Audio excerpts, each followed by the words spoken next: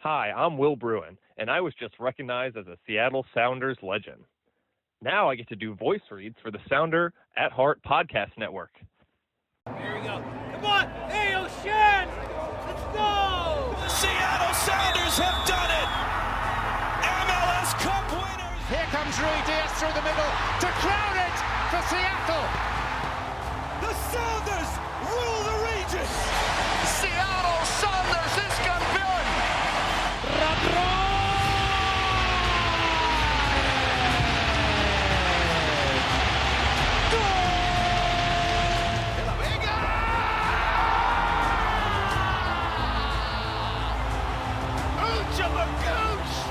All creatures great and small!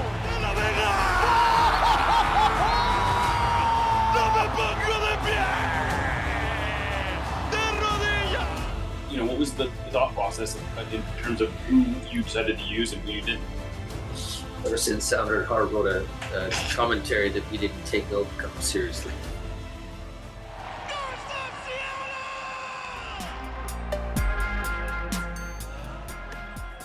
This episode of Nos Arietes is sponsored by Full Pull Wines, a Seattle-based wine retailer and proud sponsor of Nos Arietes since 2011. Full Pull was founded in 2009, is based in Seattle, and is owned and operated by longtime Sounders supporters. They offer the best boutique wines of the world to members of their mailing list, with special focus on their home, the Pacific Northwest. Welcome back to another episode of Nos Arietes on the Sounder at Heart podcast network. I am Jeremiah O'Shan. Joining me today, someone I'm very excited to bring back onto the show, Paul Tenorio. He is here mainly because he's pumping a book that he's written that has now been submitted and will be out. It's called The Messi Effect. I'm sure every MLS fan, every American soccer fan is going to want to read this one. He is, of course, also a national writer at The Athletic covering MLS and the U.S. national team. Welcome back to the show, Paul. It is my absolute pleasure to have you on. Oh, thank you so much for having me on. I'm excited to chat about all this. Yeah, so let's jump into this book. At least in that's the main reason we're having you on. So, you submitted it. It is now shipped. It's out of your hands. How does it feel this book is essentially one step away now from actually being published? Yeah, I mean hearing that is crazy. I'm still just racked with anxiety. It's my first book. I want it to do well. I knew that it would be difficult to write a book, and especially writing a book while I'm working full time for The Athletic. And, I have a 4-year-old and a 6-year-old at home, and I try to be as involved as I can as a dad. It was the most challenging thing I've ever done in my life. And so you also want it to be worthwhile for you, for your family, for all the time you spent away, for all the nights I spent here in this office, late at night or really, really, really early in the morning. So yeah, I'm excited. I'm anxious. And, I'm hopeful that this book can resonate with both MLS fans and American soccer fans, and also hopefully with an audience of people who are coming into the sport during a World Cup, a home World Cup, and saying, where are we in American soccer and where are we going? And I think this book answers that question, or at least sets up for some of the answers. So you got the epilogue of this book is essentially the postmortem of Miami winning MLS Cup. If Miami had not won that, or if they had not even gotten to that final, how much does that end up changing? That sets up very nicely for you that this all sort of came together. I came to peace a long time ago that writing a book and reporting a book about things that are happening in real time meant I was not going to be able to tie a bow around anything, right? I just wasn't going to be able to do that. The fact that I was able to tie any sort of bow at the end of this book was a blessing, in the sense that I just didn't think it was going to happen, and I hadn't been able to do it anywhere else in the rest of the book. So yeah, I mean, it was kind of nice of Messi to kind of get it done at the end there and made it an easier epilogue to write. That's for sure. But still, for me, that tied in a bow Messi in Miami 1.0 and the sporting side of Messi in Miami 1.0. And that's it. But like, that is a part of the story. And that's it. It's just a part of the story. It is not the story. It is not the story of this book, but I think it is also not the story of Messi in America. And, I think a lot of this book goes out to point out that if all we're talking about when it comes to Messi and MLS in 10 years and 15 years is what he did on the field for Miami and how many tickets and jerseys he sold, then it will have been a failure. And so keep that in mind. It was nice that he won. It made it easier to write the one chapter, but I enjoyed that because I also recognize that that's like the one little bow in this book. Yeah, I mean it's a nice little bow, and I can see how that at the very least, I would imagine it at least made it obvious what you should be writing about in the epilogue, as opposed to racking your brain of trying to kind of come up with some big picture idea when there's not an obvious hook, which I guess maybe puts more pressure on you to get it right. But at least you knew what you were going for. Yeah, I think it would have been a little bit tougher to not be repetitive with the end of the book itself, because and even so, I still think the end of the epilogue and the end of the book are similar because the message is still the same. The message is still the same, which is that this cannot be it. This is not the end of a story. And I meant for it to feel a little bit repetitive because I wanted that point to be driven home a second time. It's like, here is this celebratory epilogue of Messi and in this wonderful moment, but like it cannot be the end of the story, and it really shouldn't be. And if it is, that's problematic. That's probably the second book, which I won't be writing. You'll have to write that one. Well, it is interesting, I think, because there was a growing narrative around MLS in the last month or two around this idea that here we have this historic performance, this world-class performance. Messi, the most famous player in the world, arguably the greatest player of all time, maybe even inarguably the greatest player of all time, having the exact kind of season that everyone would have hoped. He is playing in virtually every game. He is clearly putting everything into it. He is setting records. He won MVP. A year ago he won MVP, but this year there was even less question as to who the MVP was. And yet there was the sense that like the needle hasn't moved the way that a lot of people would have expected it to. And I think there was this maybe growing narrative that, look, if this is all that happens, that if Messi comes to MLS and performs as well as he did, and that's great. And I think you can say the quality of MLS has in some ways risen to his level where, he's not making it look easy, but he's doing his thing.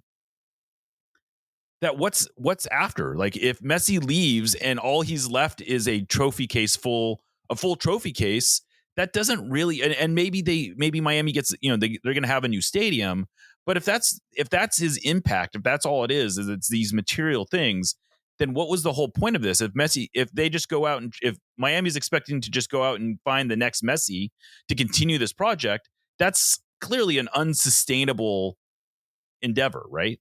Yeah, there is no next Messi, like that's just like straight up. He is a unicorn.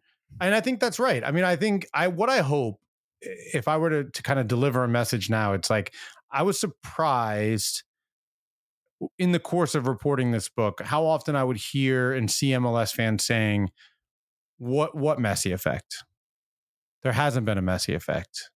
Which is true if you're just a little bit too like tunnel vision, but that is exactly what you're talking about now, which is right in that it hasn't had the game changing moment for MLS where the audiences are enormous now and players are running to the league to play because Messi's here, and it's mainstreamed MLS the way it felt like it did in the first month of Messi here. Like MLS was mainstreamed for the first month of Messi and MLS, which the funny part is it wasn't actually MLS, it was a League Cup, but it was at the top of every Sports Center show, and it was in, places that it's not normally covered. And like that didn't happen for the last 2.5. That died out. Right. But there was behind the scenes, there were these enormous changes that were brewing and debates that were happening about the future of the league.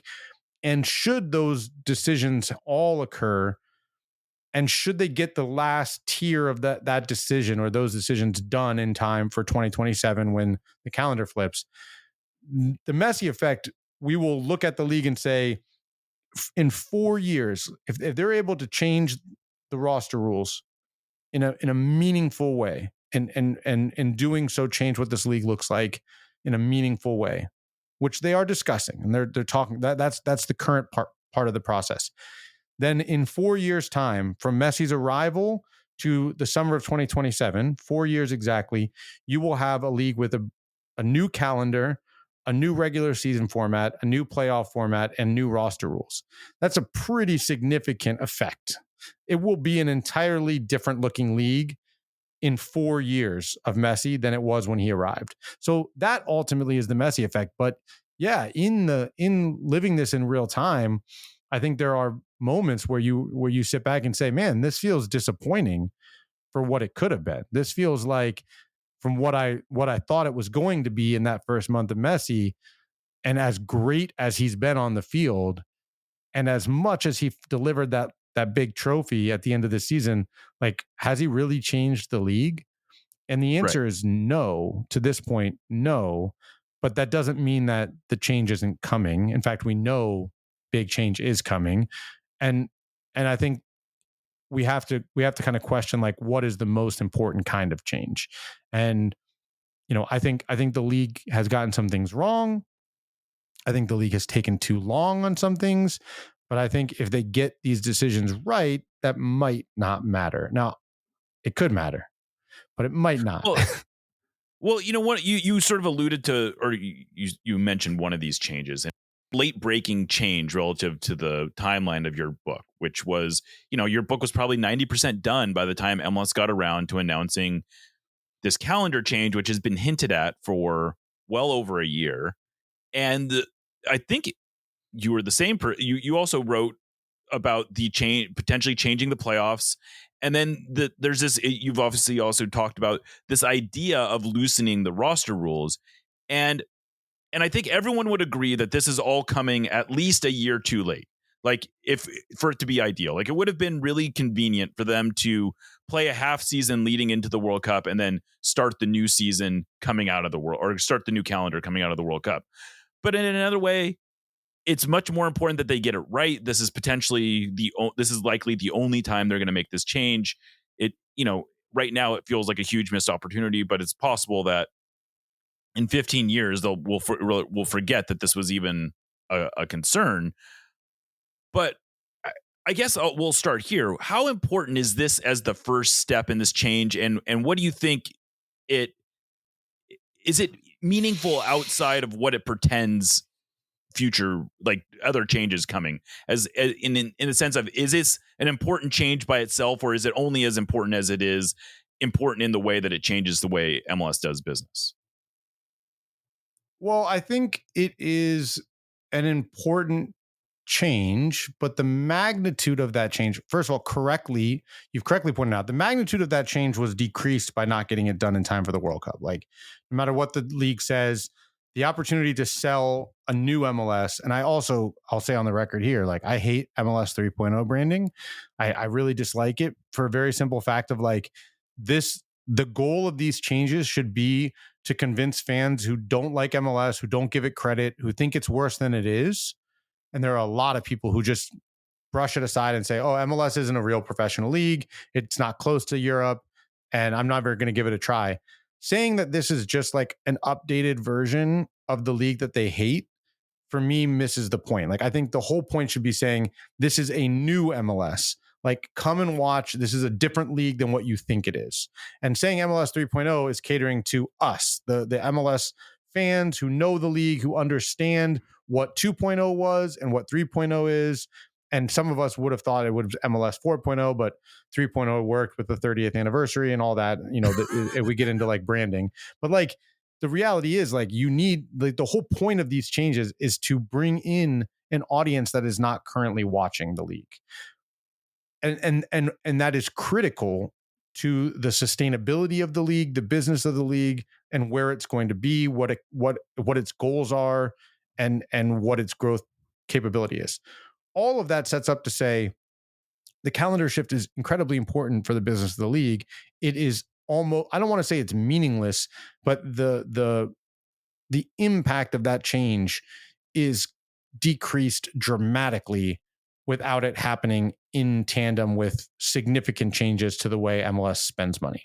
Like right now, today, an MLS team cannot sign a $2 million player unless that player is a designated player.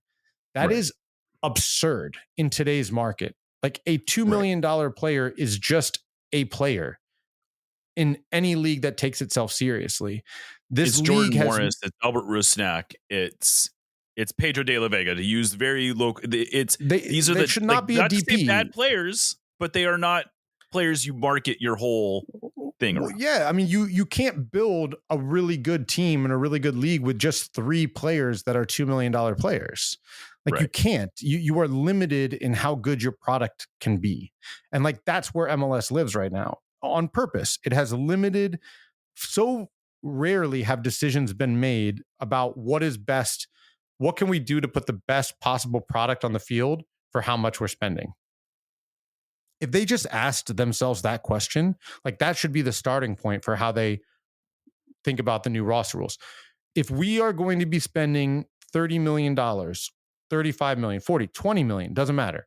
What is the best possible way to spend that money to get the best product on the field out of that 20 million? And the league has never done that. It's been, it's worked all these different angles of like trying to fix specific problems that teams point out or teams want to do. And it's created all these buckets as a result. And none of them create the most efficient roster. And that is a problem. Like the efficiency for spend is really, really bad. And people in MLS argued this point with me very, very passionately, and they're just wrong. And I feel very confident in saying that they're just wrong. But the goal needs to be like, how can we put the best product on the field? And there are still big question marks with that.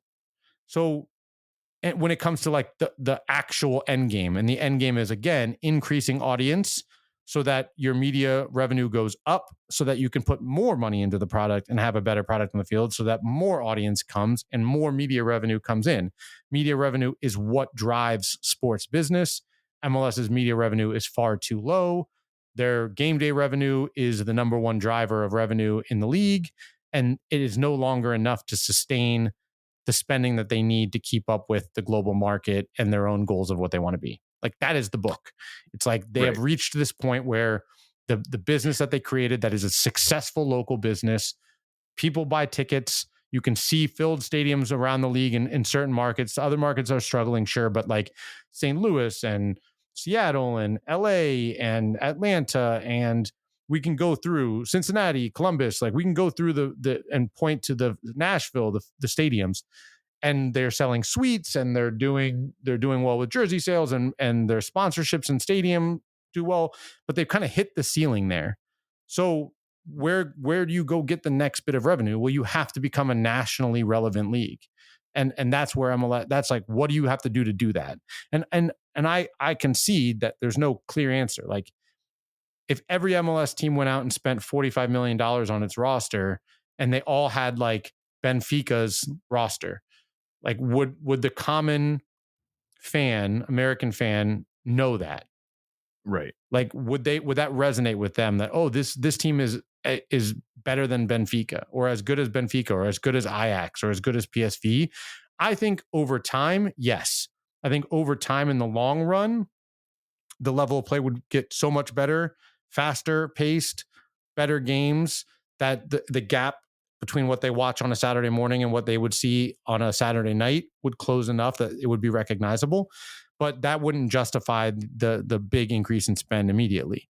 So that's the equation I think that MLS is trying to figure out. And I think that's where the question of star power enters the fray, and the Messi effect enters the fray. So that's all of that to be said. Is just flipping the calendar does nothing if you can only sign the same players you can sign now.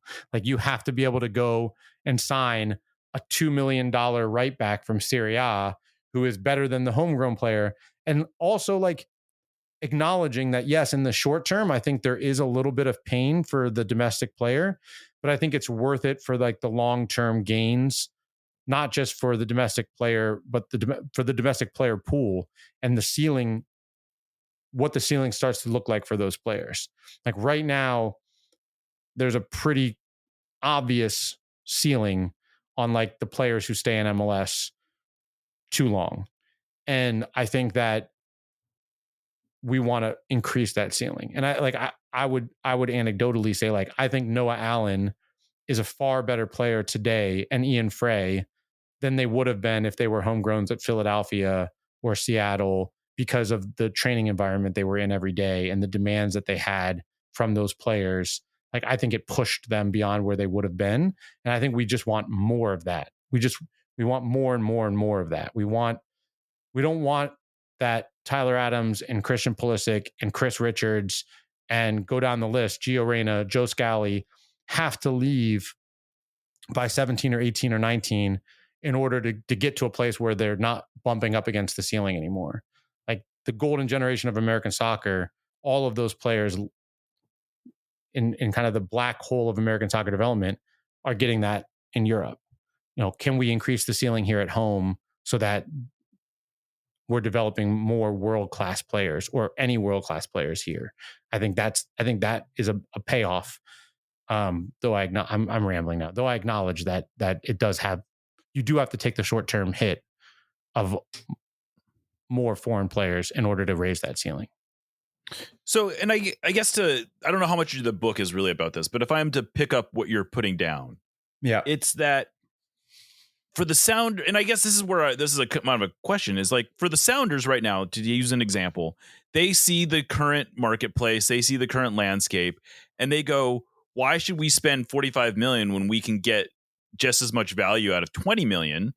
And in fact, we can get more, like we can spend at the 20 million level and compete with teams that are spending at the 45 million level, because we know this is a very inefficient marketplace, and it just doesn't make, you know, and I guess how do you bridge that gap where you say, look, we understand you can, like a lot of, like a smart team like the Sounders can do this on the cheap, essentially. And that's kind of what, you know, they're a mid-tier spending team by a lot of metrics. And they also don't spend it. They're one of the lowest spending teams when it comes to when it comes to discretionary spending. Yeah. And, I mean, very simply, just let go. Just let go. Like that's that's the more important change. Like we can pick a number. We can pick a number 25, 30, 35, 40. I think the more important change on the front end is stop trying to control how these teams spend. Like saying that this spend has to be on players 22 or younger, and this spend has to be limited to 3 DPs, instead of just saying you have 25 million or you have up to 40 million. That doesn't mean Seattle has to go spend 40 million.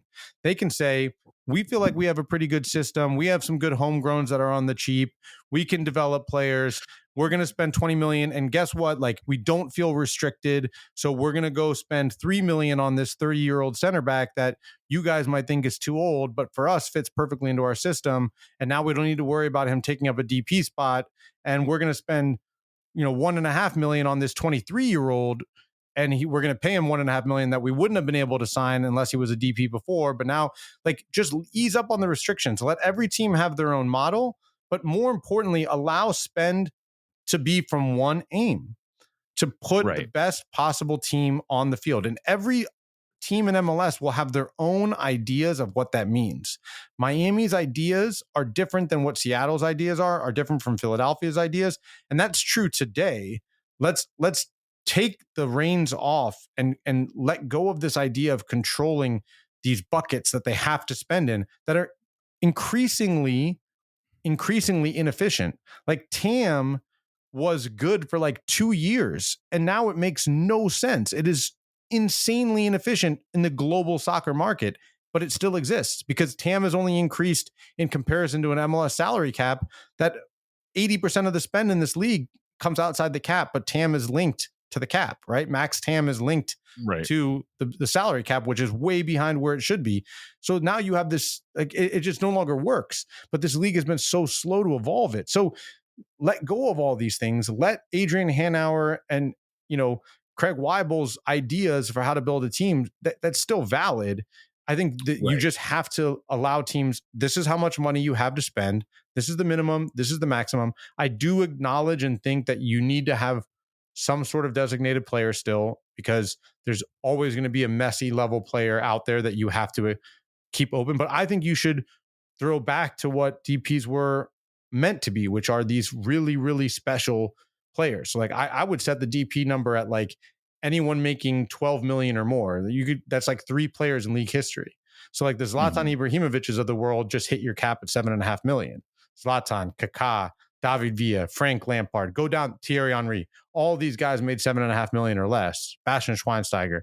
And the Messi and Son, and we'll even include Insigne. So there will be some mistakes that happen, but hopefully that prevents Insigne from making that much money. Cause you say, we want to save these DP spots for like the people that have a commercial influence. Right. But like the soccer side of it, like if you're going to be willing to spend 8 million on a player and eat up 8 of your $40 million cap on one guy, cool. Like most teams probably won't do that. Right. But if you do go get a Messi or an Mbappe down the road or whoever, they hit the cap at 8 million, right? So they're still taking up a substantial portion. My point being that like changing how teams spend is more important than how much, while also acknowledging that you have to spend more. If the goal is to be what MLS claims it is, which is to be one of the best leagues in the world, that's an if. If you're happy with what MLS is now, and you think this is good and sustainable and it should just be this, then it's a whole different equation. But if you actually want to compete to be one of the better leagues in the world, you have to spend more.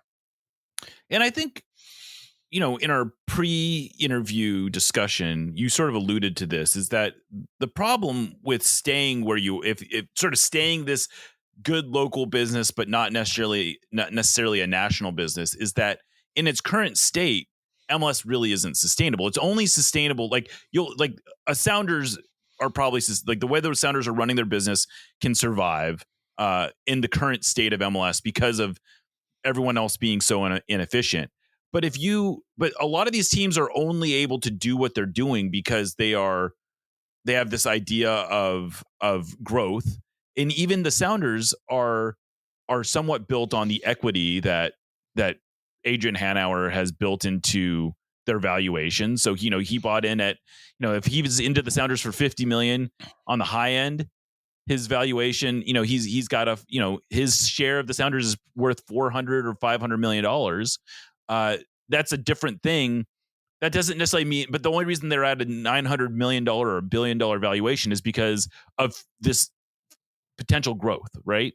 And so what you're saying, I think, is that MLS cannot afford to just say, oh no, we're in a good place and we can just keep ticking along at our current rate and everything will be fine. It's that we're at a point now where they need to actually start some exponential growth. Yeah, I mean, there's a moment in the book in the spring in Chicago at the Board of Governors meeting where an owner says to me, like, no one is sitting in that room saying the status quo is good. The status quo is great. We're good. That's literally not on the table. Everyone was acknowledging something has to change. And the debate was centered around what has to change. So that gives you a good idea that, the fact that an owner is willing to say that on the record, like no one is going into that room right now and saying status quo is hunky dory. Like they all know the league has to change. It's about what does that change look like? And I think Seattle is a great example of how the dynamics of the business are changing. Like the Seattle has, as attendance went down, I went out to Seattle and I wrote a story about how they're changing how they think about the business, right? Mm-hmm. They're trying to become a business that, uses data to these fans to change the business and earn more money in different ways, that maybe becoming more of an events business, maybe opening a concert venue, utilizing data in that way. Why are they doing that? Because they need the revenue. They need more revenue. And because it's not enough to sustain spending. And at the same time, they were cutting back on discretionary spend. I think the one discretionary spend that they have was Pedro de la Vega last year. I think everyone else was paid for by the league or general allocation money, right? So I think that's indicative of the fact that the business is changing. That's not what Seattle was doing a few years ago. There was more discretionary spend. I'm not saying that these guys are pulling out of trying to win. They won a trophy this year. I think it's an acknowledgement that as MLS stands right now, you don't need to spend to win. And I would argue that that's not a great thing either. Like what message is that sending to your owners if like, oh, we want you to spend to put a better product on the field, but like there's actually no correlation between spending and winning in this league. And I think you've seen owners react to that, right? Like Red Bull doesn't spend. NYCFC changed significantly how it spends. The standouts are the ones that are still spending in spite of that. And like, think about how different the story would have been if Miami lost to Vancouver at MLS Cup. Right. And who they were playing. Right. So, well, I mean, I think it's inarguable that in MLS you still don't have to spend to win. Like I've heard, and I think some people took Miami winning as proof that, well, if you spend, you can win in MLS. But that's not. I don't think that's actually a very real takeaway, because for one, they have Messi. That's sort of like the main differentiating factor. But you look at everything else that happened in MLS this year, and they're just like every other year. The correlation between how much spending and where you finished in the table and even how far in the playoffs you went was almost non-existent. And so if you are the Sounders, you look at this and you say, why should we blow up our business model when there's an unclear return on just spending more money? Sure. Yeah, exactly. But then, this is kind of part of the book. It's like, is that the right way to run the business? Right. Like, is it good for MLS that there's no correlation between spending and winning? And MLS says unequivocally yes. They say the North Star of our business has and always will be competitive balance. And that is an idea that comes from the NFL. It comes from Lamar Hunt and the early days of the NFL. And if you go back and you research the words competitive balance, you know what I found really funny? I found this article from way back in the day of Lamar Hunt talking on the record about how free agency would be bad for the NFL because it would ruin the North Star of the NFL of competitive balance. And because markets like Kansas City wouldn't be able to compete against New York and LA. And I think we've seen that not to be true, though you can make a compelling argument that the Kansas City's done okay. The draft is an equalizer, though, right? Kansas City's done okay because they drafted Patrick Mahomes. They didn't have to compete in free agency for Patrick Mahomes. Would Mahomes have signed with Kansas City rather than LA or whatever, right? So like the draft in the NFL is still like an important equalizer to how free agency works. But I think that, there is also something to be said for the fact that, spending more and spending better is not mutually exclusive from competitive balance. There are a lot of billionaire owners in Major League Soccer. There are a lot of billionaire owners who don't live in New York or Los Angeles or Miami or Chicago, like that can spend decent amounts of money that can be competitive. And MLS has had, and for a long time, data that's changed since I first saw it in 2015 of how much of a difference happens after 2.5x of spend, right? That at 2.5x is when you begin to lose some of that competitive balance, that parity. So, they can structure a salary cap to maintain that level of 2.5x so that competitive balance remains. And on top of that, they have a playoff. And a playoff where you can lose in one game is the ultimate equalizer of competitive balance in my mind. All that being said, what I don't want is for people to hear me talking about this thing that I'm really passionate about, which is how MLS should spend money, and think that that's what this book is about, because I don't dive into this much detail about what the right way is to spend and how you should spend and, how much is the right. The idea is bigger picture than that. It's that these owners are having these discussions on a bigger picture level of like, we have to change. How do we have to change? Why do we have to change? When do we have to change? And like, this was happening in real time. And I don't think that's very common that a league is going through this kind of existential moment of its ownership group understanding change has to happen for us to grow sustainably the way we want to grow. And we are making these decisions right now. Like in the course of the last 2 years, while I was writing this book, the biggest challenge was they were making those decisions and debating these decisions while I was reporting the book.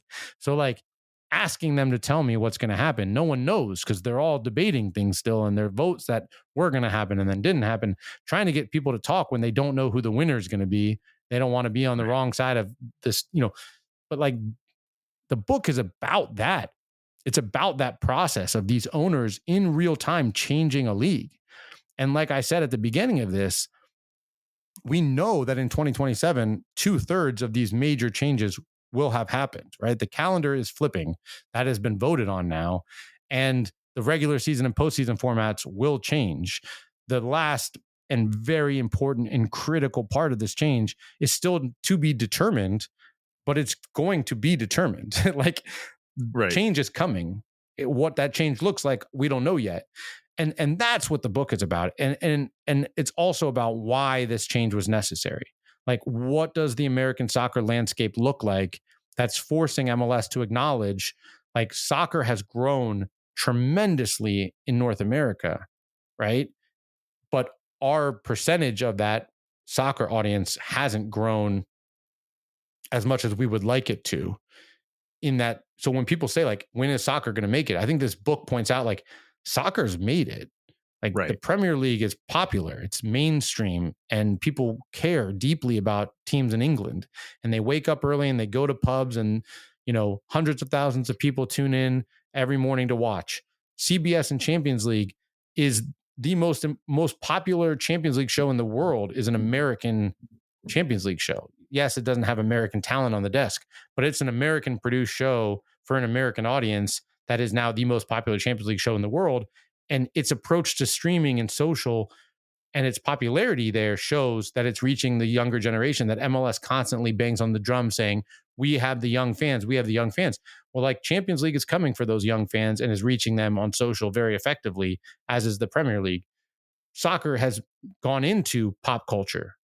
Soccer, Ted Lasso was enormously popular and introduced to people the idea of the Premier League and promotion relegation. And then Welcome to Wrexham came and became enormously popular. And now you have, on top of all of that popularity that's happened, you have the USL working towards promotion relegation. And this big boogeyman that I don't think people really realize that sits out there is Liga MX and the Apollo deal, where if Liga MX gets its ducks in a row, and it centralizes its commercial rights and its television rights, and it's got the highest TV numbers in America, if they go get a Premier League level TV deal or bigger because their ratings are bigger, and they start outspending MLS in a meaningful way with this injection of capital from Apollo or another investment bank, with an American business putting a stamp of approval on doing business in Mexico, that is a major threat to recruiting talent from South America and saying we're the best league in this hemisphere. And it's, in my opinion, there's a little bit of a race to see who gets their stuff together faster, Liga MX or MLS. And you have all of that occurring, NWSL trying to figure its way, and the relevant lawsuit of potentially bringing meaningful games here, FIFA constantly bringing tournaments here. Like, MLS is sitting there saying, what do we do? How do we grab more of this market? How do we get people to come over to our product? That's where things stand right now. And that's what this book is about. It lays all of that out, and it takes you into the boardroom a bit for these decisions. And at the same time, on a parallel path, kind of shows how Messi played a role in that, how Messi's arrival and his success essentially started these talks, which is crazy to think about. Like, that's maybe one of the most mind-blowing parts, is like, they announced in 2018 that the US was getting the World Cup in 2026. And yet movement towards these changes did not start until July of 23 when Messi arrived. Yeah, I mean, that's kind of the crazy thing. I think I heard you talk maybe a little bit about this on Soccer Wise or something, but that MLS sort of sat on his hands for the better part of 5 years and just said, well, yeah, this big wave is coming in 2026. We'll catch it. But there was not, it seems like there's not this realization that they couldn't just catch the wave. They actually had to be a participant in making this happen. That if they don't get on if they don't get on board, that they're just going to sort of get bowled over by this thing. And, I think you've made a very compelling case. And I think you can see out in the landscape that MLS is at a point now where they can't just afford as an entity, as a collective, to just say, look, we're just going to take this current path we're on and go along it. And I think you could debate whether or not Messi was ultimately, like, how important he was to that, like, him specifically, and how much the idea of him was a big part of this. And I guess the question is, how effectively do you think MLS has really stepped up to this? How, like, do you see this happening? Do you see the owners collectively deciding, like, okay, these are some real changes. We can't afford to sort of do the incremental thing that we've been doing for 30 years, which has served us well, admittedly, but we can no longer really afford to do? I don't know that they'll get there. I think that they will change. I think that the rules will change.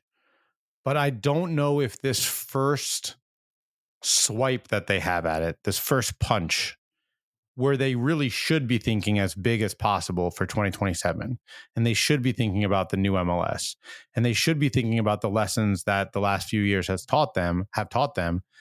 I don't know that they'll get it right for that punch. I think that the instincts of this league and the people that are still running the league, who come from the beginning days of this league, their instinct is gradual change. Mm-hmm. They believe very firmly in that. Clark Hunt talks about sports ownership being a generational play, and the horizon that they're working on is a lifelong generational horizon. I think that is a really fine take for owning an NFL team. I think it's a super dangerous take for owning an American soccer team, because the Premier League is coming after those generational fans too. And I think winning them at a higher clip. And maybe that's just anecdotal for me, but I know a lot of my friends I grew up playing soccer with who are raising their kids to be Liverpool and Arsenal fans, and maybe one or two who take them to MLS games. And maybe that's because I grew up in DC area and not Seattle, and maybe because I live in Chicago now. But the point is that this is not something where you can just put yourself in cruise control and guarantee that the next generation of American fans is going to latch onto an MLS team. The globalization of the sport is such that we can access any team we want. My son is 4 years old, and I'm happy to say is obsessed with soccer. And we've started to watch a lot of Messi recently because he knows I'm writing this book. But, he also sits down with me on Saturday mornings and watches the Premier League. And, I've taken him to Chicago Fire games too. And he has a Seattle Sounders shirt that I brought home thanks to Alex Caulfield. Thank you. So he has two MLS teams that he talks about all the time that he's a fan of, which is the Chicago Fires and Seattle Sounders. But I think that's partly because that's what my job is. Like, if I wasn't a soccer writer covering American soccer and I was just the soccer fan who grew up loving the game the way I did, would I be a Chicago Fire fan? Or would I be watching the Premier League? I don't know if I can answer that with a straight face and be like, yeah, I would be pushing him towards MLS. So I think that for me is that's the question that I think these owners have to ask themselves, which is how confident are you, truly confident, that you can continue your slow incremental growth, and that the continued globalization of the sport and the continued popularity of these foreign leagues won't start to substantially bite into that audience. And I don't have the answer. I don't think they have the answer yet, but I do think that I think the big battle used to be, I told my wife this the other day. I think back to how much of my life I've devoted to roster rules and caring about these things, and allocation disorder. My career, I was so focused on the day-to-day and catering to the MLS fans. And I was and I cared about it, and I still do. I think it's fun and interesting and crazy and all of those things. But there is a real existential nature to this. And I really hope that these owners can get it right, because I do think that if you don't, if you get these decisions wrong, the hole you have to dig out of is even bigger. And I think we can all acknowledge that like MLS is trying to dig out of a hole to get back into like a more competitive place in the both global soccer landscape in America and the American sports landscape, right? Because it's competing on two axes, right? It's competing against Premier League and Champions League and Liga MX and NWSL and USL, and it's also competing against the NFL and the NBA and NHL and Major League Baseball and college sports.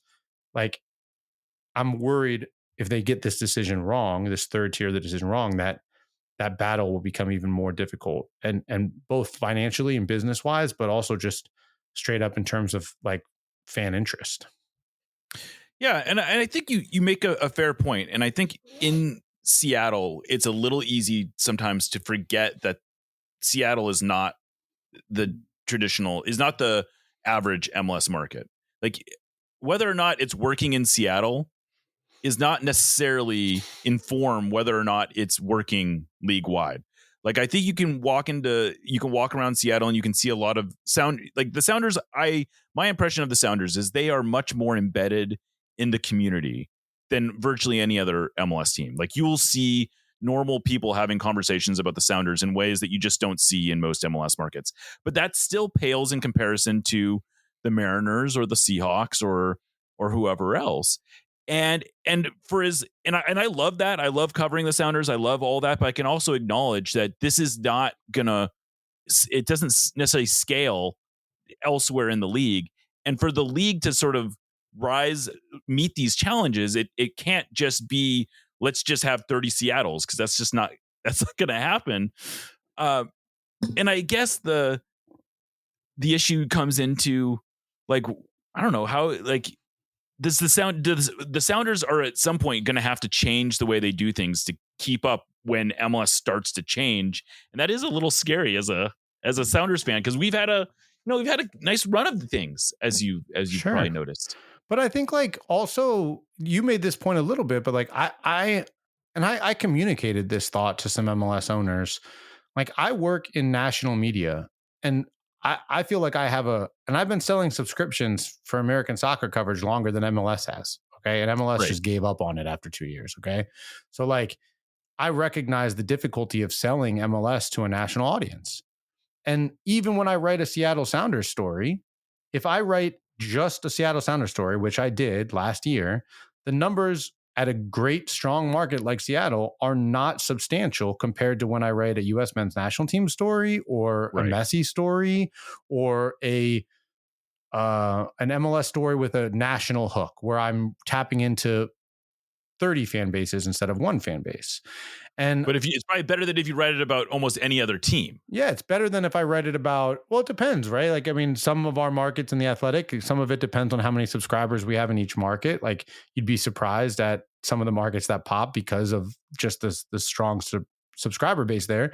But I think also, like, the point is like, also, like, when I write a story about what I might think is a really interesting story about a player or a coach in Orlando or Chicago, how many people in Seattle are clicking that story? How many Sounders fans care when I write about NYCFC or Philadelphia or DC United?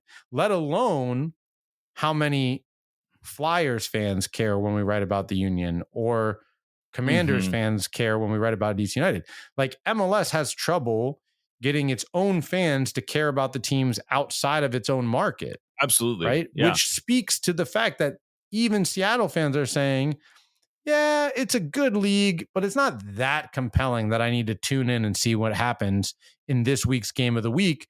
And I think that speaks to, one, the way the business has worked. It has been driven toward fan affinity in your market and caring deeply about your team, which matters, right? It is the base of what has made MLS work, because the atmospheres in the stadium are awesome, because fans care. And then MLS takes that. This is some of what I was going to write about in this book that I ended up changing. Like, Seattle's a good example of this. What happened in Seattle when they came into the league, the popularity of it, the local affinity, the atmosphere, MLS packaged that up and went and sold it to expansion markets for the next decade, right? And then Atlanta came in and they packaged Atlanta up and they went and sold more expansion markets. It works. It works locally.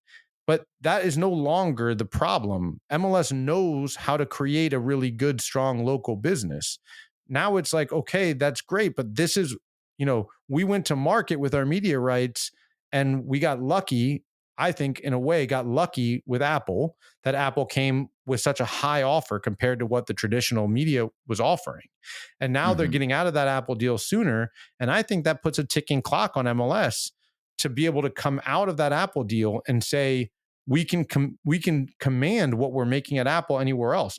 And they can't just take $250 million. They need more than that in the next media deal. And, have they shown the numbers that ESPN or CBS or NBC or Apple or Amazon or Netflix is going to say, yeah, this product is worth $350 million a year to us?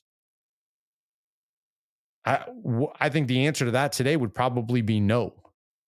Right? So, and by the way, I credit in this book MLS. They went to that media market with everything they had. They were ready for that moment in a way that they weren't for the World Cup. They got everything in line, all the local TV deals, everything lined up and ended so they could go to the market with the best possible product they had. And there wasn't that much interest. And Apple ended up kind of coming in with this huge offer, and it was worth the risk. Like the deal or don't like the deal, I think it was worth the risk, and they had to. It was so much bigger than what they got elsewhere. And I wish that same preparation had been done from 2018 when the World Cup was announced, to say we need to get everything in line for 2026 and come to the American market in the summer of 2026 with the best possible product we can. And I don't think they did that in the way that they did with the media deal. Yeah. And to kind of build on that, I think you're right that even in Seattle, most Sounders fans would say they're Sounders fans way before they would say they're MLS fans. And you could say, look, the Sounders are moving to USL Championship or whatever, the USL Premier League, and you probably get some fights, but ultimately that's not what's important to them, right? And I think the Apple deal was sort of a similar thing, where I think you can say this was a good deal for MLS. It was a move that MLS had to do, but a lot of Sounders fans look at it and go, yeah, but it's kind of not as good as what we had before, which was local commentators who actually understood the game, high level of production. It was a better deal for us. And they haven't seen the payout of everything else just is so much better that we can accept, it being worse on the margins. And I wonder, why don't you think MLS has approached 2026 with the same fervor that it approached the Apple deal, that it hasn't set itself up to make a similar jump? Because I think the problem with the Apple deal isn't so much whether or not it was good on its face or whether it was good in the risk. It was that they haven't done anything to sort of to maximize on that potential. I'll just use 360, I think, is a great conceptual idea to have this wraparound show. I like it a lot, but clearly the audience doesn't really seem to be there and is not reacting, in part because it just feels sort of like a great idea without great execution. Yeah. I mean, I think the reason why they weren't as ready for 2026 as they were for the media deal was really a failure of leadership. I think we have to acknowledge that not enough was done to prioritize that. We can also acknowledge that COVID happened in between 2018 and 2023. And that I think that was a huge driver of MLS's outlook, the ownership outlook, because what happened coming out of COVID? They renegotiated the CBA not once, but twice. And, I think the cynical side of me and the reporter side of me, when it was happening, I understood why the first renegotiation happened, where they kicked back the growth over a year because of the losses they had taken in 2020. The second one felt borderline gratuitous to then kick back spending even another year. So they slowed growth of the league to a slower rate of of growth than ever before, or than over the previous two CBAs. And I think they were happy with that. I think they were happy that they had slowed that growth. They had just taken some major losses during COVID. And what did that do? That kicked the end of the CBA from before 2026, where they would have had to confront all of these decisions that have to be made in time for the World Cup in 2026, to after the World Cup, to 2 years after the World Cup, by the time the second negotiation was done, right? So they didn't have to confront these decisions. They were in a good place from an ownership perspective in the terms that they were dealing with. So, they just didn't think it was necessary.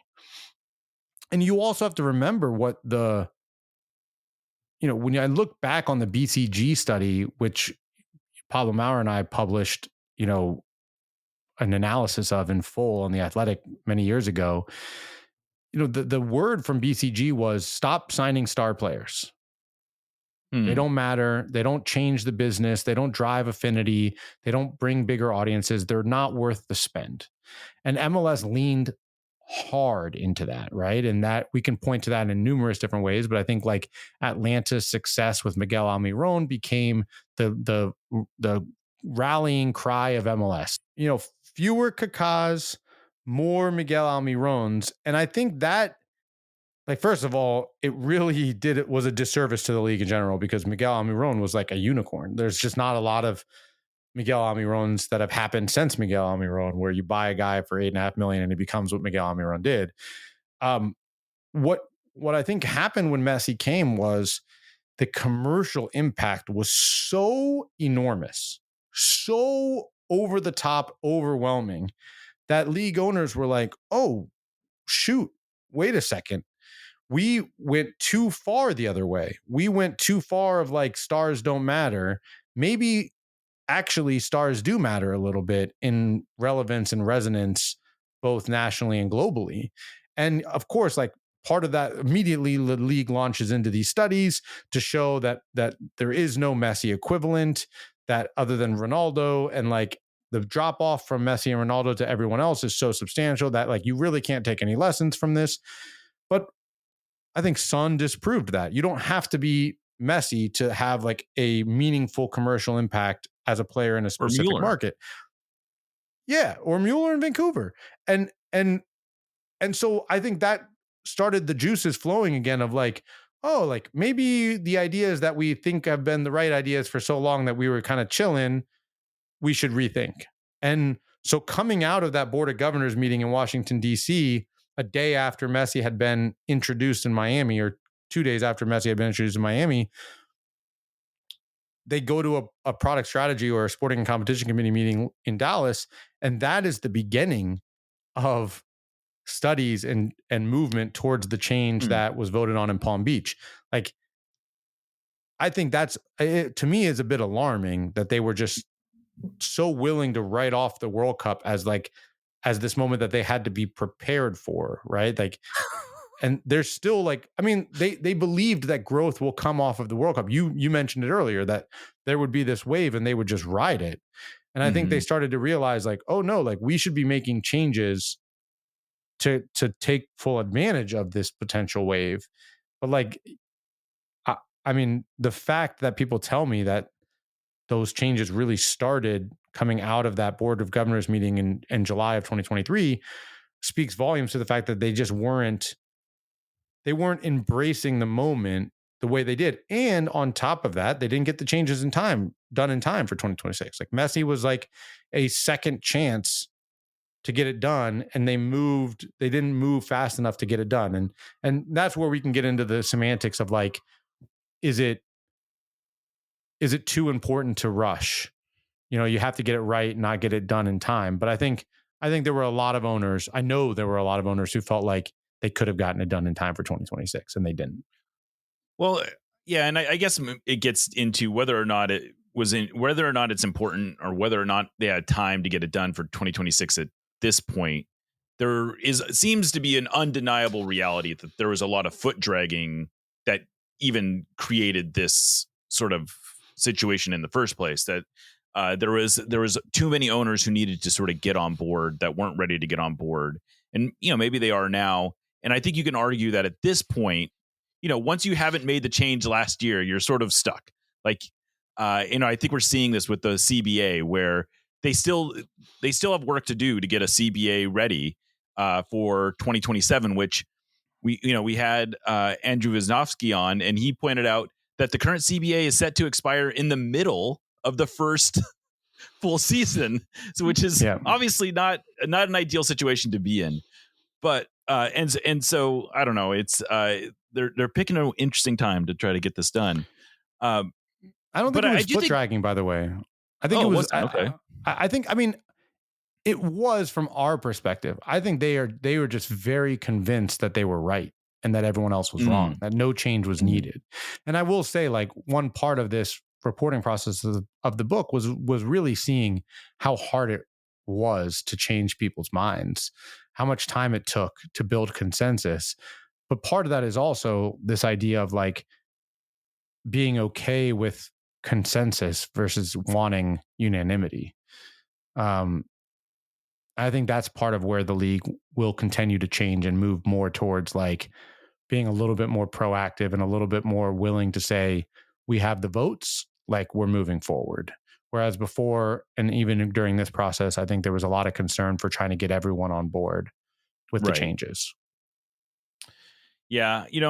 I do think the one good thing is that what we've seen in the American soccer landscape is that there is clearly an appetite for soccer in this country. We're seeing the Premier League take advantage of that. We're seeing Champions League take advantage of that. We've long seen Liga MX sort of taking advantage of that. And what MLS, I think, needs to understand is that they can't be, just by being here is not enough. Like they can't just be the local option. They actually have to be, there are some, weirdly, there's some structural advantages that the Premier League has, in that it's very convenient for a lot of people to get up on a Saturday morning and spend their morning watching games on TV, as opposed to having to plan their whole day around going out to a stadium. And that's, that's something that MLS is never, like, that's a particular advantage that MLS probably is not going to be able to beat. And they have to just make people want to watch their games more. But you're right. I think you've identified that this is a fascinating time, and you've kind of convinced me that there is an existential element to all of this, and maybe not literal. Like, I don't think MLS is going to go away if they don't get this right, but I think MLS will miss a pretty obvious window to get it right, and it would set the league back a long way if they aren't able to sort of capitalize on the momentum that Messi is, helped build. Yeah, I think the gap will continue to grow. And that's the scary part. Like, I think there's two gaps that exist for MLS right now, and they need to close both of them. I don't think they'll close them completely, either of them, but they need to narrow those gaps simultaneously. And there's two different paths to those two gaps. There is the quality gap, and I think the MLS owners like to say we're a much better league, we're a much better league, we're a much better league. They are a much better league when they're comparing themselves to themselves. When you're comparing it to what MLS used to be, you are a better league. When you are comparing MLS to where it is in comparison to the rest of the world or to the top leagues in the world, I think that gap has grown wider. So I think you need to narrow that gap. And the way you do that goes into the idea of spending and how you're spending, and I think also how much you're spending, but especially how you're spending that money. Can you spend it more efficiently to put a better product on the field? And I think the payoff for that is, like I said before, a longer term payoff. I think over time, fans will see and learn that the quality is closer. And I have an anecdote that I used with MLS owners, and I use a lot, but I'll use it now. I had a good friend of mine who is a South Side of Chicago guy, White Sox fan, Bears fan, Blackhawks fan, and after the World Cup in 2022, he reached out to me and another friend of mine who works in soccer, and he said, I want to become a soccer fan. I really enjoyed that World Cup. And what did he ask for? Not an MLS team. What Premier League team should I follow? So we gave the whole spiel, and he ended up following Fulham, which is not too surprising, the American connections, and, kind of fits a South Side of Chicago guy. And he, surprisingly, to me at least, really went all in on Fulham. Following them, watching them every single week, following their transfer news, diehard Fulham fan from like minute one. in the same way he is for his Chicago teams. And then he surprised me at the beginning of last year. He said, I think I'm going to try to watch the Fire. Like, I'm a Chicago guy. I should be a Chicago soccer guy too. So how do I watch them? Okay, you got to pay $100 for this season pass thing. Okay, like, is it free for a few weeks? Can I like try it out? Yeah, you can watch. And he really shocked me in that opening weekend. He watched the San Diego game and he messaged and he said like, oh, this is like actually really entertaining. I'm enjoying this game. Like I'm excited to keep watching. So he starts watching the Fire, and after an MLS, and after a few weeks, he comes to me and he says, are the fields bigger in MLS? And I'm like, no, the fields aren't bigger. What he was seeing is that there's way more space and time on the ball, right? The game moves slower. Everyone has more time on the ball. There's more space on the ball. And so he thought, oh, it must be that they're bigger fields. No, he had just been watching a higher quality product for several years, but it only took him a few weeks to diagnose the difference in level. And this is from a soccer novice, right? So I felt like that was an important anecdote because it should show MLS executives and owners that even casual sports fans can quickly diagnose the difference in level between MLS and the best league in the world. So you have to close that gap. On the second side of things, you have to close the perception gap. What those casual fans think MLS is versus what it actually is and where it wants to go. So right now, I think I know because I tell people all the time, oh, what are you? I'm a sports writer. Oh, that's so cool. What do you cover? Soccer. Oh, do you cover like real soccer or like MLS? Right? Like that's the normal conversation I have from a casual sports fan who thinks that MLS is like a fake league that does, all they know is what they've heard since they were 12 from like cool soccer people who are like, oh, MLS sucks. How do you close that perception gap? And I think that's the harder challenge. And I think that goes to like the mix of the Messi effect, signing some star players, signing the right star players at the right times, and combining that with the increase in quality in play. So if you don't do that and you don't act fast enough to start to shrink those two gaps simultaneously, that's where I think that those gaps can actually get bigger. And that's where I think the problem gets bigger. So, that's how I look at it. That's how and reporting this book only reinforced that for me, telling the story of how the landscape has changed, what the league is dealing with, hearing owners acknowledge some of this and talk about how they're having these same discussions behind closed doors. Like, this is the moment the league is in. This is what the book is about. This is why Messi coming here mattered and why it could still matter and why it could be the thing that changes the league. And I think we should acknowledge, like, that's what Beckham did. Like, the DP rule was created for Beckham, and the DP rule changed the league forever. And it didn't do it right away. Like, Grant Wall gave an interview to the New York Times in 2009 when his book came out, 2 years after Beckham came. Beckham hadn't won an MLS Cup. The end of the Beckham experiment is like, essentially this experiment was a failure. And he says in the interview, like, not a lot of MLS owners are embracing the DP rule. Only 3 teams have DPs or something to that effect.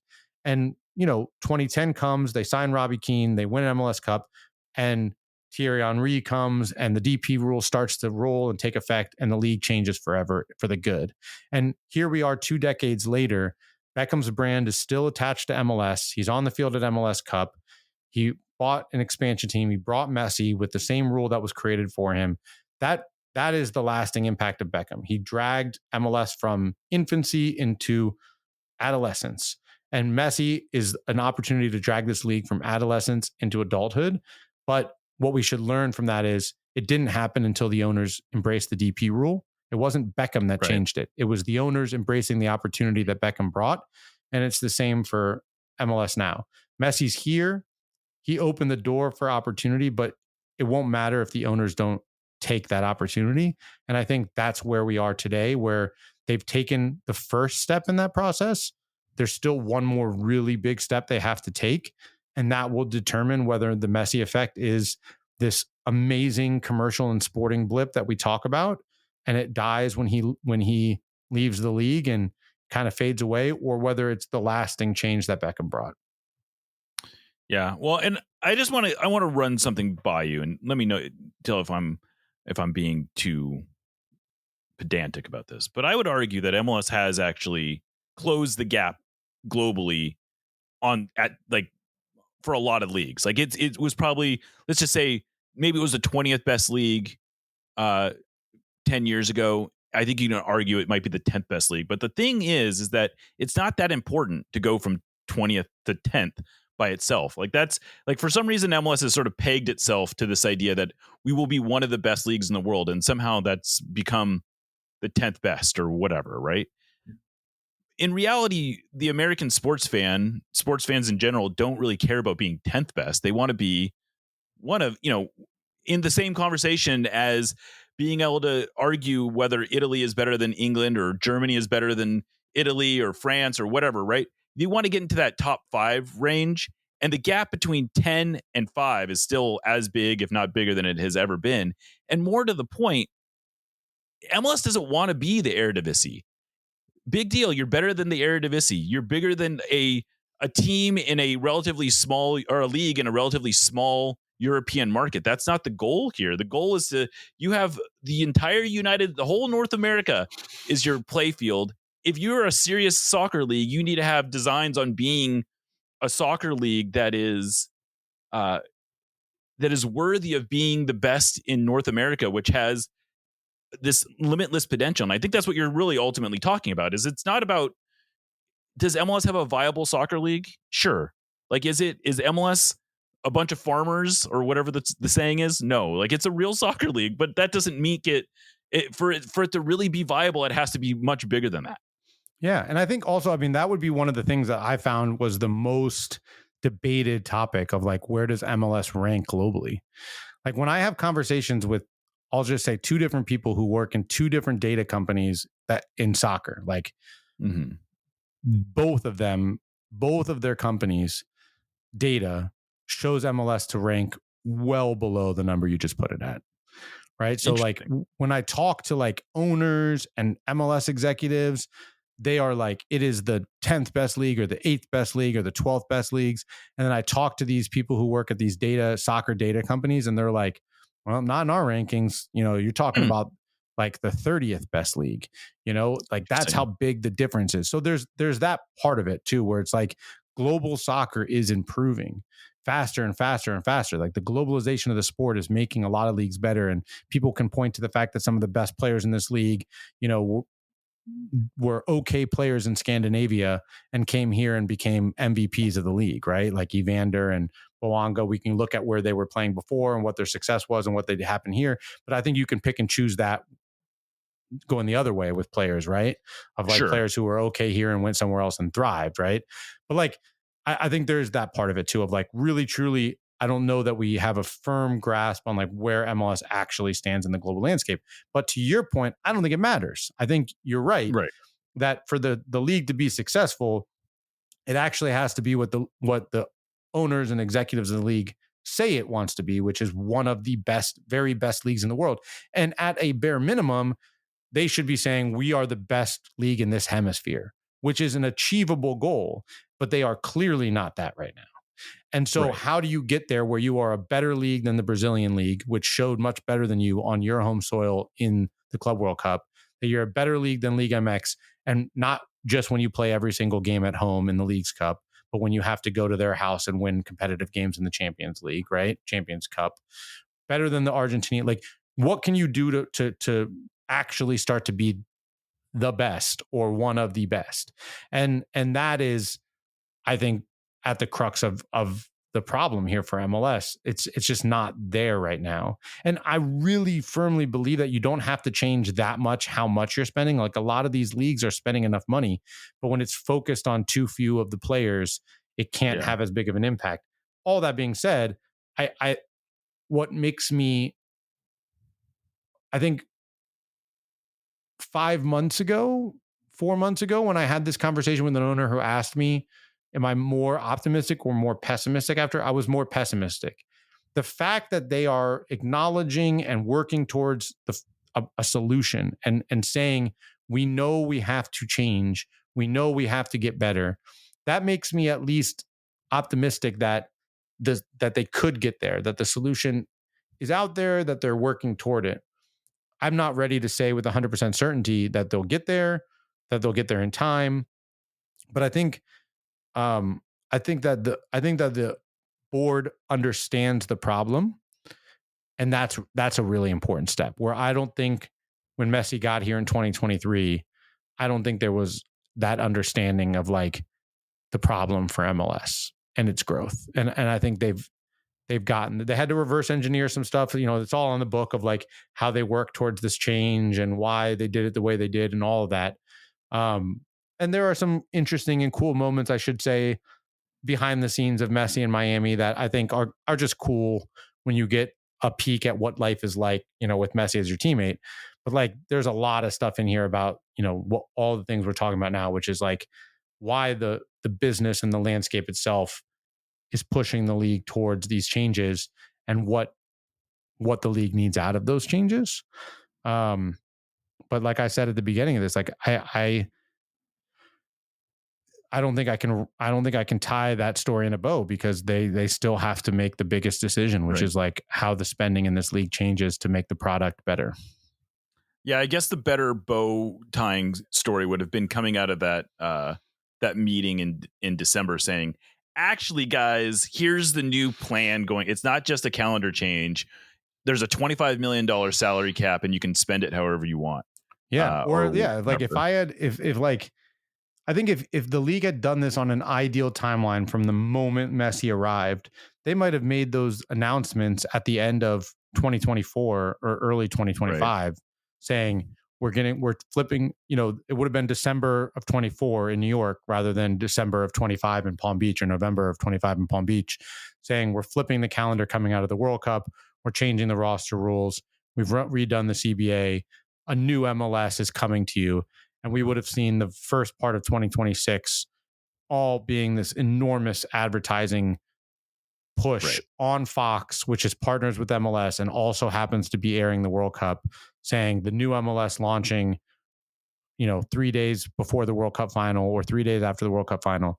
And instead, what they're going to do is they're going to spend all of that time saying a new MLS is coming in 2027. A new MLS is coming in 2027. Here are 2/3 of the things that we're doing. We think we're doing this third thing. Please stick around and wait till 2027 and see how great we are. And it's just, it might work.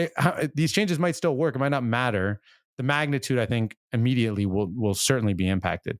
But like, you laughed because it's a way harder pitch to make to the new fans. Yeah, I mean, you could literally not ask for a better platform than to launch it off of the World Cup, and instead they're not going to be able to launch it off the World Cup. So they're going to be, it may work, but it won't be as easy as it would have been otherwise. And I don't think there's any way of denying it that if they had gotten all their ducks in a row faster, that this could have happened. And they can still do stuff. Like, I mean, like, again, my friend coming out of December 2022 right then was like, I want to watch more soccer.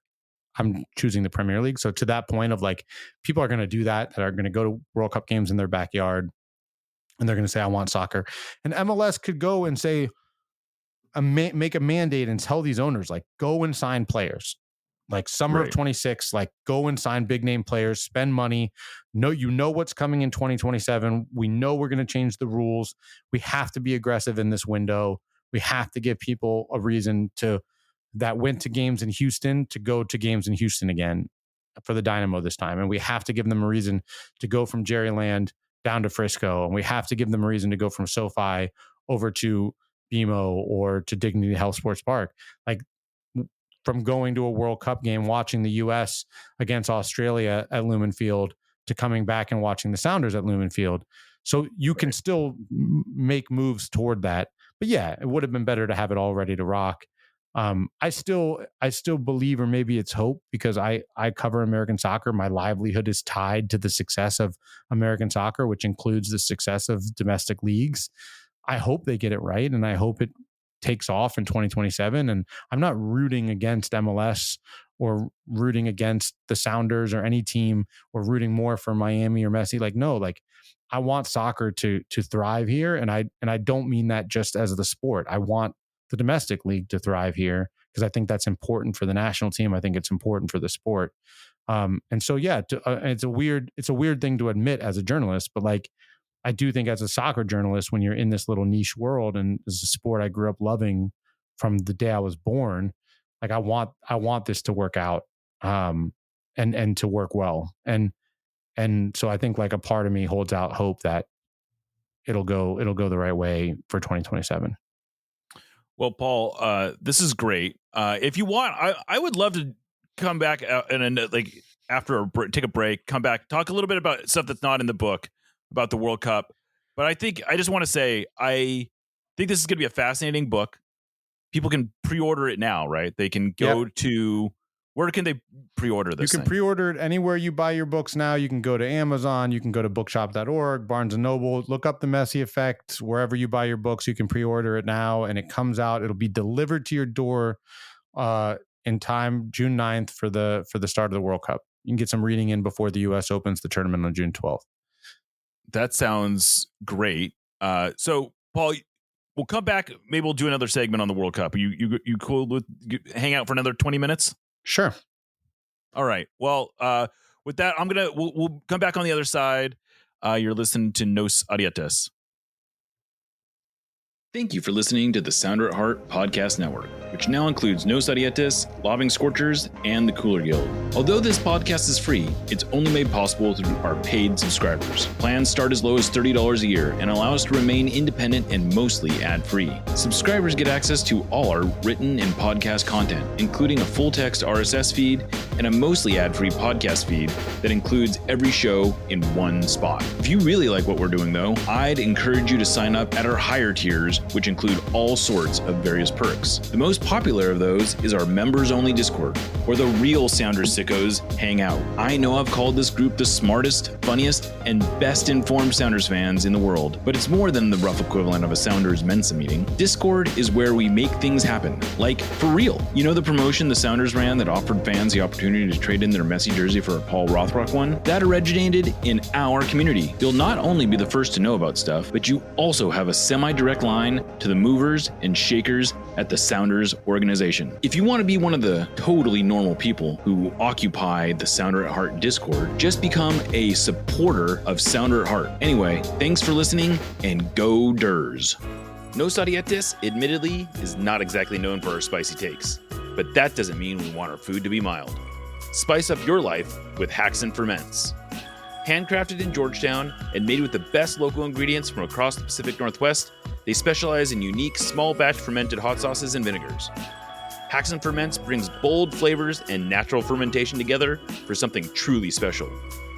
Whether you're a heat seeker or just looking to elevate your cooking, you'll find something you love at haxonferments.com. That's HAXANFERMENTS.com. And right now, if you use the code SOUNDERATHEART, that's all one word, at checkout, you will get a free hot sauce with your order. Again, go to haxonferments.com, use the code SOUNDERATHEART at checkout for a free hot sauce with your order. Haxon Ferments is a proud sponsor of the Sounder at Heart Podcast Network. Welcome back to Nos Arietes. I'm back with Paul Tenorio. We talked a lot about the Messi Effect. Something that is not as directly influenced in this book or referenced in this book is the World Cup, of course. We're in the middle of the final run-up. It's about 6 months away now. The U.S. national team seems to be hitting its stride. I would have said a year ago, not even a year ago, 4 months ago, I was having conversations about how depressing this was all lining up from a American soccer fan perspective. Like, it seemed like the U.S. was sort of in the wilderness. As a Sounders fan, I felt like I had no connection to this team. And then they call in Christian Roldan and everything changes. All of a sudden, the U.S. is flying. Christian looks like he might actually be not just on this team, but maybe an important part of this team. Is this turnaround been as rapid as it seems from the outside about, the last 3 or 4 months? Yeah. I mean, it has been. I love that you framed it that way, by the way, because I love Christian Roldan. Like, Christian showed up and everything changed, and it kind of did work out that way. It's kind of crazy how much those two things coincided, right? Yeah, I mean, look, I think the reality is that there was a moment in time. I was in Denver in October, and I had this conversation with my brother and another friend of mine who lives there, where I was convinced. I feel like maybe I'm wrong in saying this. People will probably argue with me about this that know me, that listen to this. I try to come at things from an optimistic point of view when I can. And like, I want good things to happen. So at the beginning of Pochettino, I was like very much like, he knows what he's doing. He's a hugely successful manager. Like, trust the process, trust the process, trust the process. And I was reporting it that way and kind of like pumping the brakes on people that were panicking. And then there was a moment in time before the Gold Cup, the friendly against Switzerland, where I came down hard on Pochettino and I was like, this is not helping what you want to be doing, which is like sending a message to these players who I believed needed a message sent to them.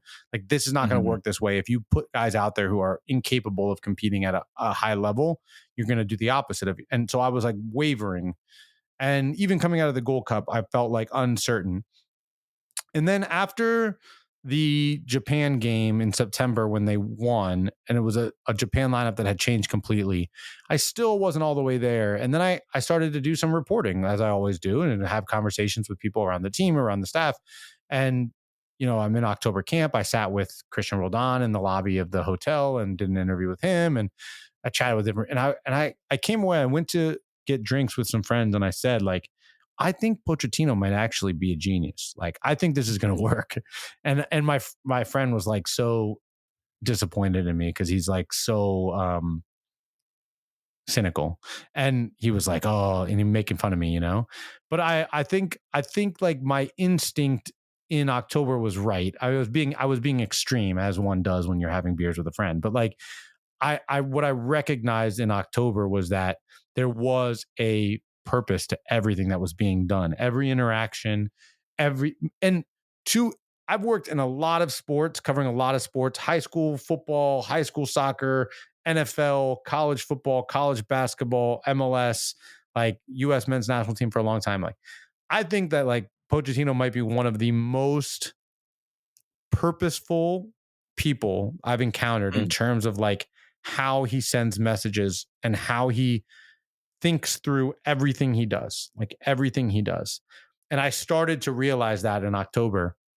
And I think like the results are happening because those things are starting to take effect. Like, those messages, he manufactured competition in a pool that didn't have any before, where 15 guys knew they were going to the World Cup. And that is not the case anymore. And I didn't think that was possible. And those guys that I doubted, some of them were on the field against Switzerland. Guys like Sebastian Berhalter, who, you know, Max Arfsten, like Matt Freese. Like, Matt Freese wasn't on the field in that game, but like they have become like legitimate contenders to play and start and have a role. Christian Roldan came in October, and, you know, and I give him credit. And I do think that it's been a very tumultuous year plus, but I think all of the work he did, all of the kind of really intentional messages he sent and ways he worked and things he told people and behind the scenes and in front of the cameras and every press conference, he's doing everything he says for a reason, like, I think has worked. Now, the next challenge is, what does it look like in March when do you start to bring some of these guys back in again? Right? Like, the guys who delivered the 5-1 win against Uruguay, it's not Weston McKennie, it's not Tyler Adams, it's not Tim Weah, it's not Christian Pulisic, it's not Anthony Robinson. It's, you know, what happens when you start bringing those guys back in?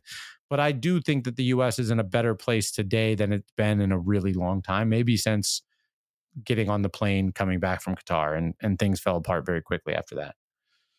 It is funny to just think the way that is changed. And I would go, in addition to saying the team seemed to be in a bad place, you know, prior to, you know, coming out of the Gold Cup, it almost seemed like, does Pochettino even really want to be like, is it unthinkable to think that if someone comes in and offers him a Premier League job, that he wouldn't just bail on the US? And now it's almost impossible to imagine. Like, he seems very committed, and I think maybe we were misreading the sign, or I was misreading the signs, but he seems very into the project. He seems very like committed to the idea that the US should go into the World Cup, believing in itself that it can make a real run at this thing. And, you know, it is, I tried this out on our friend Adam Bells of Scuffed, and I'm curious what you think of it, is that Pochettino is going to end up being the right coach for all the reasons we didn't really expect him to be, which was, you know, he didn't come in and start playing Badge FC, and he didn't come in and sort of like just come in here to get the best out of the best players.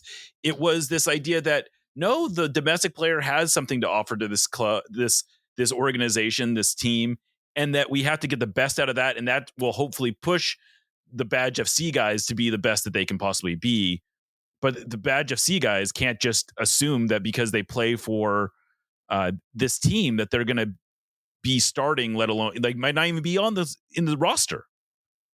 Yeah, I mean that's exactly what he did, right? Like he created competition, and competition, real genuine competition, makes teams better. And that's what he did. I mean, he got the guys who we would never have considered to be World Cup players to start playing like them and to really believe they have a chance to play at a World Cup. Like, I think Sebastian Berhalter is the best example, which is ironic for obvious. It's just crazy that the son of the former coach is the poster boy for what this coach has done. But like, he is the guy who, like, nobody would have put Sebastian Berhalter on the plane to Irvine, California for training camp for the World Cup. And this dude, he wasn't on the plane to go to January camp. Right. And this guy could end up taking Weston McKennie's job. Like, seriously, which is, and he might not, he might still make the plane, and Weston McKennie might also still be there. But Weston McKennie has to also be looking over his shoulder thinking, this guy might take my job, and believe it, and actually believe it. And that's the hard part. And that's where I had my doubts against Switzerland and Turkey, where I was like, this team is not good enough. So those guys are sitting at home like, cool, man, call me when you want to win games against world-class competition. And it was just too early. Like, I was like quick to judge and like not see the longer term benefit. And there was no guarantee what happened, but it happened, right? Even like coming out of the Gold Cup, I wasn't that convinced coming out of the Gold Cup. Like, I wasn't like Diego Luna is like playing guys out of a team. Other people love Diego Luna, and that's fine. He's a good player, but I didn't go, I watched him against Mexico in the final, and I was like, all right, like, cool. No, like, it was building belief in that group in that moment that would then carry over into September and October. And that belief would keep building and building and building. And that's what we've seen. As that belief, as that flame has grown bigger in that Gold Cup group and the guys on the fringes of that Gold Cup, it's now forcing, and I don't think it was a coincidence that after that 5-1 win over Uruguay, the next weekend in Europe, all of the European-based players that weren't there scored goals or had assists. That's not a coincidence, man. That's like all of those guys being like, I need to show out. I need to show that I should be in the team. Like, I believe that. I believe that they're watching and they're saying like, I want to be at a home World Cup and I need to show it. And that's the whole point. That's the whole point. And I give credit to Pochettino. Like, I really doubted that you could create that. I understand the argument of like, let's just take our 15 best players who are world-class playing at these big clubs. That's the best we've got. They're the only ones who can compete against the best teams in the world. We need to focus on them. I think that's what Greg Berhalter was doing. Like, we need to focus on them, make them as good as possible to have our best chance. And it's a different strategy to say, yes, that might be true. But the way we get more out of them is getting more out of 16 through 40. And by making 16 through 40 much better, we're going to make 1 through 15 better too. And maybe some of the 16 to 40 will surprise us and become one of the 1 through 15. Well, and I think there's also an element of Greg Berhalter didn't have I don't think he can tell Christian Pulisic that you might not be on this team. Like, I just don't think it's different when it's coming from Greg Berhalter as opposed to Pochettino, who says, look, if we flame out at the World Cup, I'll get another job. It doesn't matter. Like, this is your guys' thing. If you guys go winless in the World Cup, guess what? I'll be fine. Not you just guys, that, dude. I don't know. It's what he said that people don't like, but like what he said is he's coached Messi and Mbappe and Neymar, right? And so what did he come out and say? Unless you have Messi or Maradona or Pelé on the back of your jersey, you're not undroppable. You're not untouchable. I've coached real stars. You think you're a real star? I've coached real stars. You're not a real star. Yeah, Berhalter couldn't say that. Of course. And so it informed Pochettino's strategy, and it worked. And I thought at first that it would just turn people off and he'd lose the team. And that's what it looked like, right? March, it just looked like, oh man, this is bad. And but no, it's worked. I think it's worked. Again, let's see what it looks like in March, because I do think, believing that the team that went out and beat Uruguay in that friendly is going to be a team that can go out and win World Cup knockout games. I think there's still like a leap to make there in saying like, we're going to drop every single one of our stars, right? Or our players who are playing in Europe. And that's not going to happen.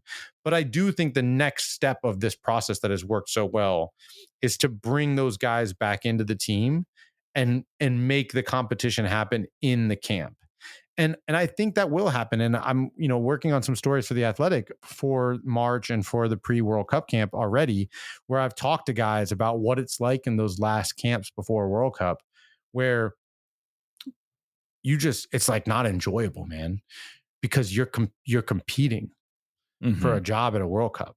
And like, these are your friends and your brothers, and you've been through it with them, but you want to go to a World Cup. And until that roster gets announced and you're all on the bus and you're pulling in the same direction and then you bond in a different way, right? You bond in a way of like, we're Team USA, we're doing this together, whatever. But that last camp before the World Cup, it's like, everyone's like, you take it up to that line in training where you're just crushing each other because everyone wants a spot. And like, that's going to be March. And that's going to be a critical test of like, what does that look like? Does he get that? Does he get that response that he wants out of Christian Pulisic and Weston McKennie and Tim Weah and Anthony Robinson and all of those guys? And what is that?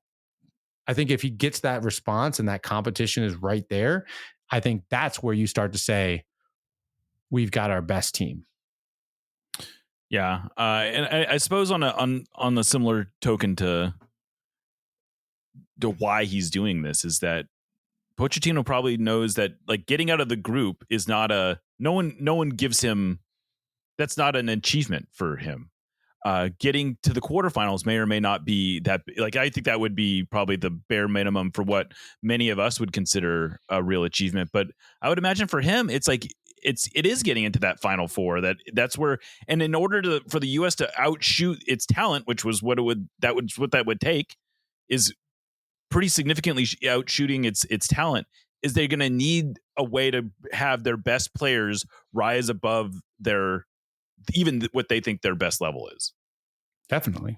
And that's the only way you to do me that is the test. Competition, right? Yeah, you want these guys. In an ideal world, you want Sebastian Berhalter and Christian Roldan playing their absolute best soccer, and that not being enough to get on the field because it pushes Tyler Adams and Weston McKennie to the next level. Now, I maybe a bad example because I'm a firm believer that whoever plays with Tyler Adams should sit behind him, and I use Christian Roldan as that example all the time. But that's the point of that, is saying like, those guys are good players, important to the squad, important team guys, and that their most valuable contribution might be that they get that extra couple percent out of the other players who can then win that next game, right? Like, and not that they can't contribute other ways. Like Sebastian Berhalter might come on late in a game where they need a goal and serve a perfect set piece, and do what that could be his role. And Christian Roldan could be the guy who wins a starting job because they need somebody who will sit behind Tyler, and he pushes and pushes and pushes, and Tanner Tessman is probably the guy that everyone thinks in their mind is more talented, better physical profile. And maybe he gets hurt or he gets a couple yellows, and Christian Roldan comes on to the all important knockout game, first knockout. Right. And you have to trust that those guys can do it. And that's the other thing I think Pochettino has done. He has shown those guys, I trust you. And when I say I trust you now in a friendly against Uruguay. And that means I'm going to trust you in the knockout game in San Francisco when we need to win and so-and-so is hurt. When I put you in or not hurt, and I put you in the starting lineup then because I trust you. And that you hope that belief carries through. Well, hopefully we see it in Seattle when they're playing Belgium for a spot in the quarterfinals, right? That's That's right.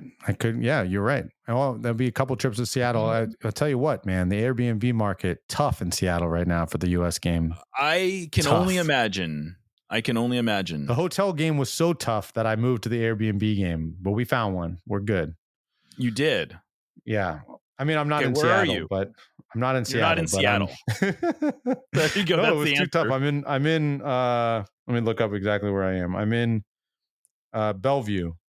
which I heard is a That nice is neighborhood. definitely not Seattle. Yeah. I heard it's a nice neighborhood, though. I mean, yeah. And we might even have transit going across the bridge. That's what I was told. You know, I have sources in Seattle that I sent my properties to before I booked. Fingers crossed on that one. But it was that or Tacoma, and I was told Bellevue will be an easier commute. Either way, you're better off in Bellevue than Tacoma. That's for sure. Yeah. All right. Well, Paul, you've been more than gracious with your time. I'm going to give another plug. Your book is going to be coming out in June, but you don't need to wait until June to buy it. You can get it on pre-order. You can have it all queued up, and it's going to show up in your mailbox before anyone else. And you can do that again. Where can they just look for the Messi Effect on bookshop.org or Amazon or whatever, which supports independent bookstores. If that's your preference, I obviously give a shout out to that. Got a couple friends who own independent bookstores. Nice. Or you could go if you're Amazon Prime, whatever. But yes, please go and pre-order it, and hopefully it's a story that the listeners of this podcast, who are clearly MLS fans and Seattle Sounders fans, maybe as we laid out, will find interesting. When are you going to start doing your reading tour? I don't know, man. My book comes out 3 days before the World Cup. That's a good question. I got Stay School trying to record my book already, so we'll see who does the book. All right. Well, yeah. If you need any help there, always happy to lend a voice. Oh, thank you. Appreciate that. You'd be surprised at how many people want to read my book. I would not be surprised the at audio all, book. I think. Yeah, I was told by a friend that it's really important, whoever it is, that he's a big consumer of audiobooks, and the reader is incredibly important to keep people engaged and get through the book. So yeah, it should be you, shouldn't it? I mean, I haven't been asked yet, but I'm sure they're not going to pay somebody to do it. So yeah, it'll probably be me. All right. Well, Paul, thank you again for hanging out and being so gracious with your time. I am honestly looking forward to reading this book, and we'll get out of here with that. I'm Jeremiah Shan. This is No Stadiete as part of the Sounder at Heart Podcast Network, and we will catch you next time.